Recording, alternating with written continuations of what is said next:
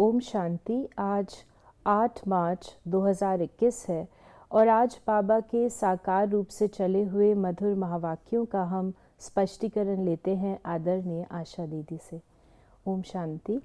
ओम शांति। बाबा ने कहा, मीठे बच्चे, श्रीमत पर कल्याणकारी बनना है, सबको सुख का रास्ता बताना है। श्रीमत पर कल्याणकारी बनना है,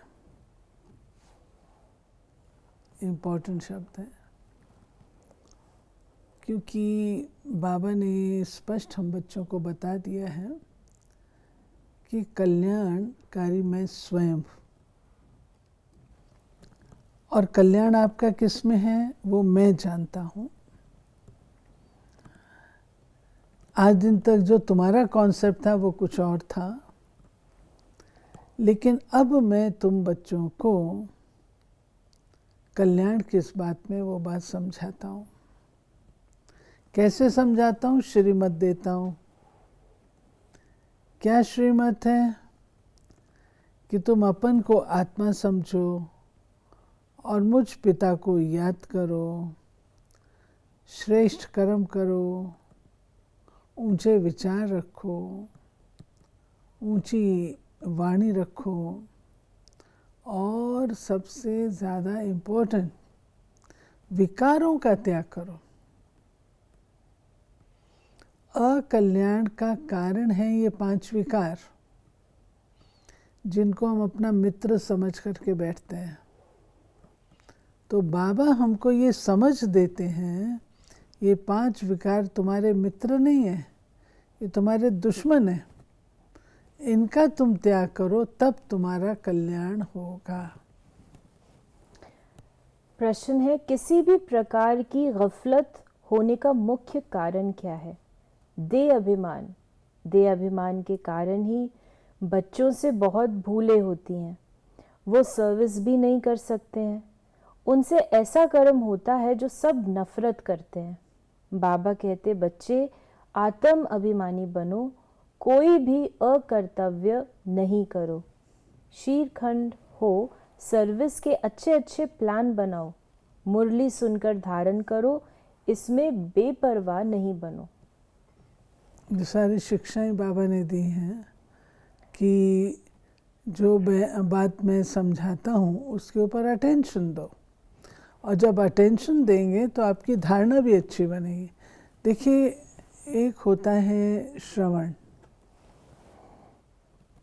अगर मेरा श्रवण ही प्रॉपर नहीं है तो धारणा कैसे होगी? इसलिए बाबा कहते हैं जो मैं सुनाता हूँ उसके लिए बेपरवाह नहीं हो जाओ। हाँ, बाबा तो कहते रहते हैं, बाबा ने अनेक बार समझाया है, करना तो हमको है, उतना ही कर सकते हैं जितनी हमारे में ताकत है। अगर ये सब बातें कहेंगे तो बेपरवाही की हो गई ना। इसलिए बाबा कहते हैं बेपरवाह नहीं बनो, और जो मैं सुनाता हूँ उस अनुसार अपने जीवन को चलाओ। फिर बाबा ने मुरली में सेवा के बारे में हमें बताया है। बाबा ने कहा, अभी हम सेंटर्स के बच्चों से बात कर रहे हैं। अब जो त्रिमूर्ति, गोला, झाड़, सीढ़ी, लक्ष्मी नारायण का चित्र और कृष्ण का चित्र, ये 6 चित्र हैं मुख्य। झाड़, गोला, सीढ़ी, लक्ष्मी त्रिमूर्ति, नारायण, गोला, झाड़, सीढ़ी, लक्ष्मी नारायण का चित्र और कृष्ण का चित्र, ये 6 चित्र हैं मुख्य। ये जैसे पूरी प्रदर्शनी है, इनमें सब सार आ जाता है। सच में बाबा जो कहते हैं कि चित्रों के सामने बैठो, चित्रों के सामने बैठ करके मनन चिंतन करो, ये बहुत ही काम की चीज़ है। हमने तो अनुभव करके देखा है, चित्र के आगे बैठ करके कई नए नए विचार, कई नई नई बातें इमर्ज होती हैं। आप केवल मात्र श्री लक्ष्मी नारायण के चित्र के आगे बैठ जाइए, आपको महसूस होगा वो क्या है और हम क्या हैं, क्या वो किस तरीके से बने, कितने गुणवान हैं, सब चीज़ें इमर्ज हैं। फिर आपको ये भी रियलाइजेशन हो जाए, मैं ही तो ये हूँ, मुझे भी तो यही बनना है। तो अंदर में उमंग और उत्साह भी उत्पन्न होता है कि मैं अपने उस पूज्य दिव्य स्वरूप को प्राप्त करूं। फिर बाबा ने ये भी बताया है कि कहाँ कितने साइज़ का हो, 6x9 साइज़ की शीट पे बनाया जाए। दिल्ली जैसे शहरों में अक्सर करके बहुत मनुष्य आते हैं, जहाँ गवर्नमेंट की असेंबली आदि होती है, सेक्रेटेरिएट की तरफ बहुत लोग आते हैं, वहाँ ये चित्र रखने चाहिए।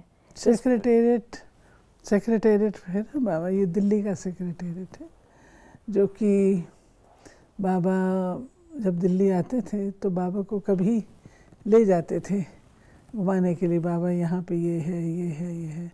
तो बाबा को दिल्ली देख करके बहुत विचार आते थे। तो सेक्रेटेरिएट में तो सब सारा एक समय ऐसा था, सारा सेक्रेटेरिएट एक ही जगह पर होता था।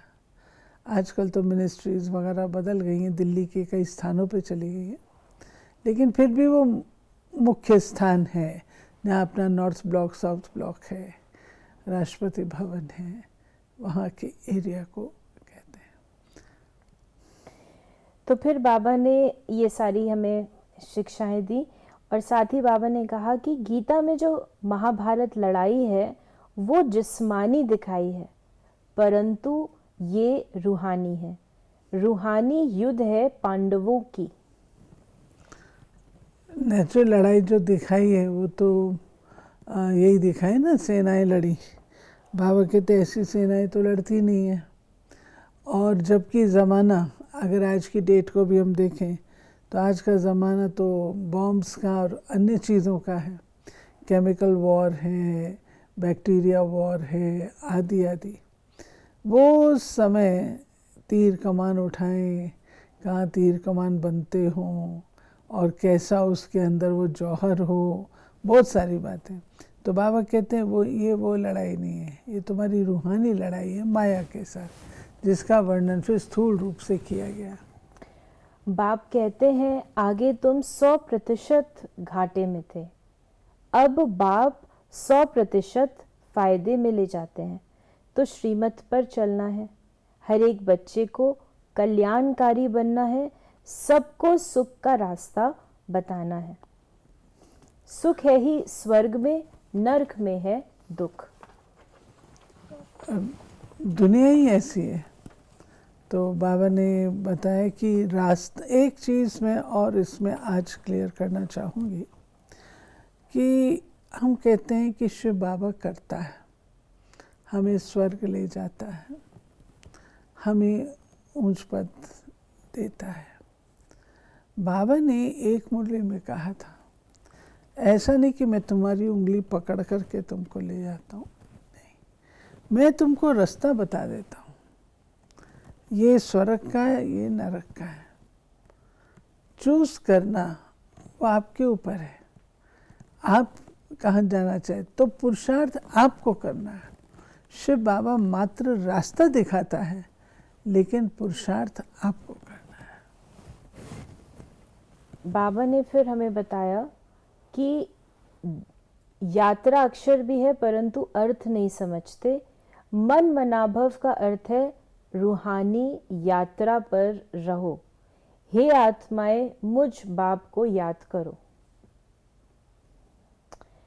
फिर बाबा ने सेवा के लिए आज काफ़ी शिक्षाएं दी हैं। साथ में बाबा ने ये भी बताया कि कमेटी बने जो प्रदर्शनी पिछाड़ी प्रदर्शनी करती रहे।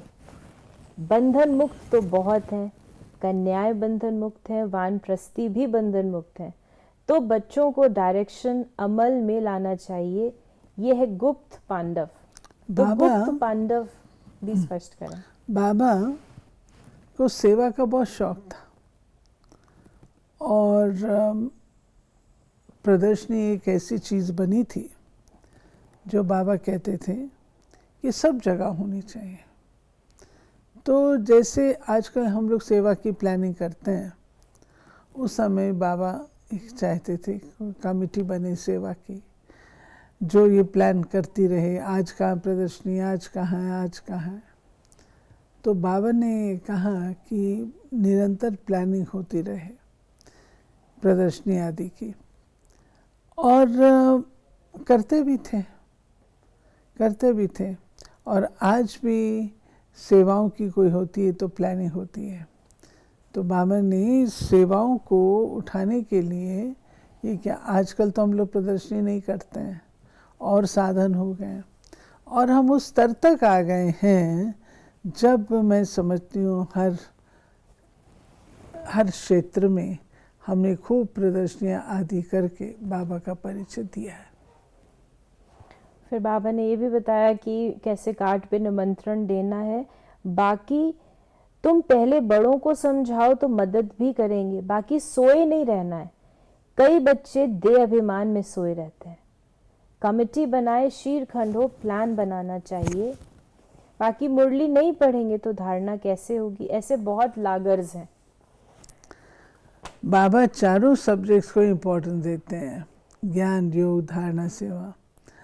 कमेटी बना ली, सेवा की, मीटिंग्स कर ली, लेकिन अपनी पढ़ाई मिस की तो वो भी तो नहीं, मुरली तो ज़रूर पढ़नी चाहिए ना। तो ये जो बाबा हम बच्चों को सिखाते हैं तो ओवरऑल डेवलपमेंट के लिए हमें ऑलराउंडर बनना है, और ऑलराउंडर के साथ साथ बाबा कहते हैं अपनी पढ़ाई पर ज़्यादा अटेंशन देना है। ऐसा नहीं कि आप सेवा सेवा करते रहो, पढ़ाई ना हो। अनुभव कहता है अगर आप सिर्फ सेवा सेवा करते रहेंगे और अगर आपके अंदर शक्ति नहीं होगी तो आपको सेवा एक दिन भारी लगनी शुरू हो जाती है। आपको लगेगा कि सेवा ही करती रहो, अंदर खालीपन हो जाएगा ना, खोखलापन हो जाता है। तो बाबा हमें सिखाते हैं कि नहीं, सेवा भी करो परंतु अपने आप को भी संभालो। आज का वरदान है, सदा उमंग उत्साह में रह, चढ़ती कला का अनुभव करने वाले महावीर भव। महावीर बच्चे हर सेकंड, हर संकल्प में चढ़ती कला का अनुभव करते हैं। उनकी चढ़ती कला सर्व के प्रति भला अर्थात कल्याण करने के निमित्त बना देती है। उन्हें रुकने व थकने की अनुभूति नहीं होती। वे सदा अथक, सदा उमंग उत्साह में रहने वाले होते हैं। रुकने वाले को घोड़े सवार, थकने वाले को प्यादा, और जो सदा चलने वाला है उनको महावीर कहा जाता है। उनकी माया के किसी भी रूप में आंख नहीं डूबेगी। अब बाबा को अच्छा लगता है, बच्चे सेवा करते हैं तो अच्छा लगता है। तो बाबा कहते हैं अगर इसमें बिजी रहेंगे तो नेचुरली आपको संतोष मिलेगा, इनर सेटिस्फैक्शन होगा। इनर सेटिस्फैक्शन होगा तो आपकी बुद्धि बाहर जाएगी नहीं, जिसको मैंने कहा आँख नहीं डूबेगी। कोई भी चीज़ हमको बाहर की आकर्षित नहीं कर सकेगी क्योंकि अंदरूनी मन संतुष्ट है।